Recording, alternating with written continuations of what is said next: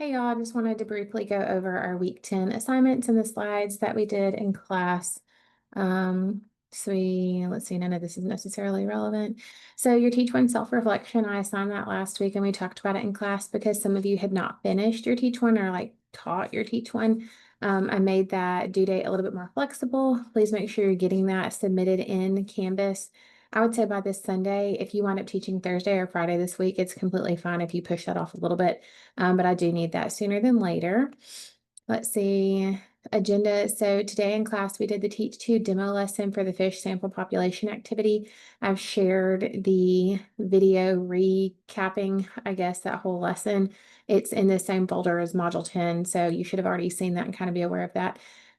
Please make sure you review it multiple times. I think that's so beneficial when you're getting ready to prepare a lesson and when you're writing your lesson plan. I just think it's a really useful resource. So make sure you're looking at that. We also did the self-assessment professional dispositions. I'll talk about that in just a minute.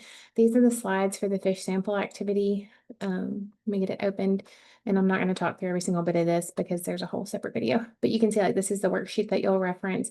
And there's just different information that you'll use when you do that teach. Going back to this, these are the links to the information for what you did in class. I actually printed this out at the beginning of the semester, at least a portion of this. So I think you may actually have that Ed PLP on paper, but if you were not in class to fill this out, or if you were in class and you'd rather type it out, you can do this as well.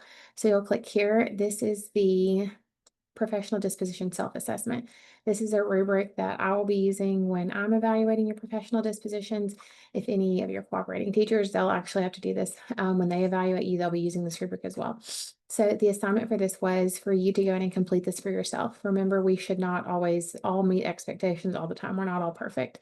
So make sure you're showing that you do have room for improvement. You know, this is your first teaching class, so it's realistic to have things all over here. So you'll fill this out for yourself, and you'll sign, and then you'll come over here and you will do your professional disposition. So there's just a lot of information here. Feel free to read this and familiarize yourself because this goes throughout your entire program.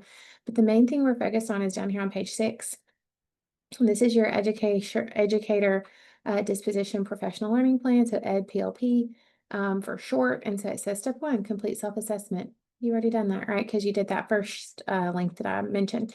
And then you're going to identify 3 areas for improvement. So typically, if you're being truthful with yourself when you do your self-assessment, you're going to have a lot of areas for improvement. It's just not going to be just 3, you know.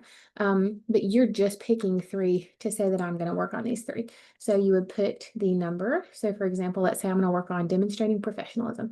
The number would be 3. The title would be demonstrates professionalism. And that's what I would write right here. 3 demonstrates professionalism. And then 5, whatever, 7, whatever you decide you're picking. And then down here, it says identify your individual goals for addressing these. So I would say first area improvement was professionalism. My goal is to be more professional and make sure I respond promptly to communications and submit all assignments. Feel free to use the wording on here. Don't copy paste everything, right? But like that's my goal is to be meeting expectations. And then plan how am I going to do that? I'm going to be more proactive when I check my emails, blah, blah, blah. I'm not going to say everything because some of you will straight up might copy what I say. So I want you to put it in your own words, you know, and then the timeline. So I expect to be, I'm going to give myself 4 to 6 weeks to do better on this. Or some of them, it's going to be like next March is your timeline for showing this growth because some of them take longer than others to show growth in that area. So anyways, you'll do that for each of the 3 things that you identify. And then you will submit the self-assessment in these 2 pieces of paper, not this entire document, just these 2 pieces of paper with the self-assessment. You'll put that in Canvas. There's a link for that in this module as well. For this week to be successful, it says October 26th, so that's this Sunday. Write your first draft of lesson plan for lesson 2, fish sample activity, fish, let's say population sample. I feel like I don't know if I should call it fish or population sample, but anyways, discussion board, there's labs beyond isolationism, discussion board in there, professional disposition, self-assessment, and identifying areas for improvement. I'm going to put Ed PLP. You already did this in class, so if you were in class, you were done with that one. Complete self-reflection activity for Teach One. Some of you, like I said, have already done that. If you taught later than others, then you kind of already knew that that was there. by November 2nd, we talked about this in class, you need to submit the date and time for your second teaching Canvas so that if I am able, I would love to come watch y'all. You'll also be recording this, and we'll talk more about that next week. But I need to know those so I can try to plan my schedule around it.